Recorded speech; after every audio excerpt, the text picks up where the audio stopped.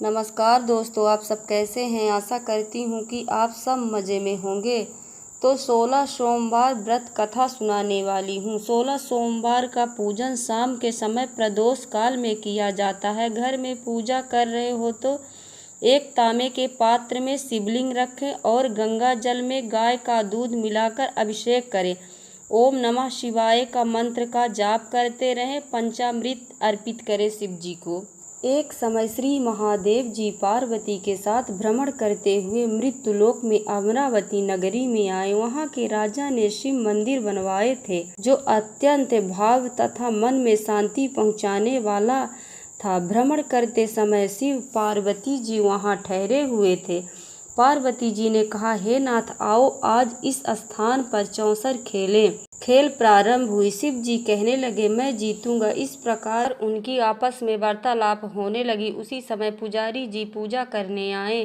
पार्वती जी ने पूछा, पुजारी जी बताइए जीत किसकी होगी। पुजारी जी बोले, इस खेल में महादेव जी के समान कोई दूसरा पारंगत नहीं हो सकता, इसीलिए महादेव जी ही यह बाजी जीतेंगे। परंतु हुई उल्टा जीत, पार्वती जी की जीत हो गई। अतः पार्वती जी ने पुजारी जी को कोढ़ी होने का श्राप दे दी कि आप मिथ्या भाषण किए हैं, तो अब तो पुजारी जी कोढ़ी हो गए। शिव पार्वती दोनों वापस चले गए। कुछ समय पश्चात अप्सराएं पूजा करने आईं। अप्सराओं ने पुजारी जी के उनके कोढ़ी होने का कारण पूछा। पुजारी जी सब बातें कह दी। अप्सराएं कहने लगी, पुजारी जी आप 16 सोमवार का व्रत करें तो शिव जी प्रसन्न होकर आपका संकट दूर करेंगे। पुजारी जी ने अप्सराओं से व्रत की विधि पूछी। अप्सराओं ने व्रत करने और व्रत के उद्यापन करने का संपूर्ण विधि बता दी। पुजारी जी विधि पूर्वक श्रद्धा भाव से व्रत प्रारंभ कर दिए। अंत में व्रत के उद्यापन भी की। कुछ दिनों बाद शंकर पार्वती जी पुनः उस मंदिर में आए तो पुजारी जी को रोग मुक्त देखकर पार्वती जी ने पूछा, मेरे दिए हुए श्राप से मुक्ति पाने का तुमने कौन सा उपाय किया है। पुजारी जी ने कहा, हे माता, अप्सराएं द्वारा बताए गए 16 सोमवार के व्रत करने से यह कष्ट दूर हो गया है।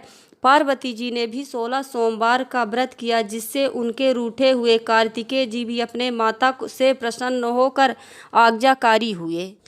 कार्तिकेय जी ने पूछा, हे माता, क्या कारण है कि मेरा मन सदा आपके चरणों में लगा रहता है। पार्वती जी ने कार्तिकेय जी को 16 सोमवार का व्रत का महत्व तथा विधि बताई। तब कार्तिकेय जी ने भी इस व्रत को किया तो उनका बिछड़ा हुआ मित्र मिल गया। अब मित्र ने भी इस व्रत को अपने विवाह होने की इच्छा से की।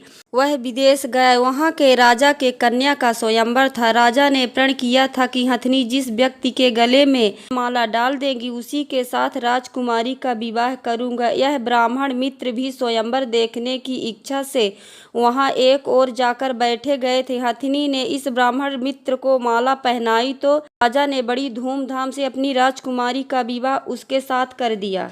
एक दिन राजकन्या ने पूछा, हे नाथ, आपने कौन सा पुण्य किया है जिससे हथिनी ने आपके गले में वरमाला पहनाई। ब्राह्मण पति ने कहा, मैंने कार्तिकेय जी द्वारा बताए गए अनुसार 16 सोमवार का व्रत विधि पूर्वक विधान सहित श्रद्धा भक्ति से किया है, जिससे फल के कारण मुझे तुम जैसी भाग्यशाली पत्नी मिली है। अब तो राजकन्या ने भी सत्य पुत्र प्राप्ति के लिए व्रत किया और सर्वगुण संपन्न पुत्र प्राप्त हुआ। बड़े हो पुत्र ने भी राज प्राप्ति की कामना से 16 सोमवार का व्रत किया।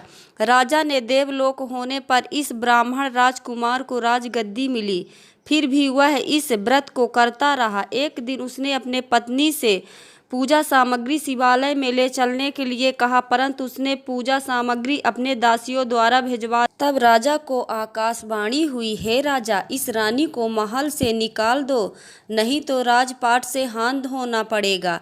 प्रभु की आज्ञा अनुसार उसने अपनी पत्नी को महल से निकाल दिया। तब वह अपने भाग्य को कोसती हुई एक बुढ़िया के पास गई और अपना दुखड़ा सुनाया। तब बुढ़िया ने बताया, मैं पूजन सामग्री राजा के कहे अनुसार शिवालय में नहीं ले गई और राजा ने मुझे निकाल दिया महल से। बुढ़िया ने कहा, तुझे मेरा काम करना पड़ेगा। इससे स्वीकार कर लिया। तब बुढ़िया ने सूत की गठरी उसके सिर पर रखी और बाजार भेज दी। दिया।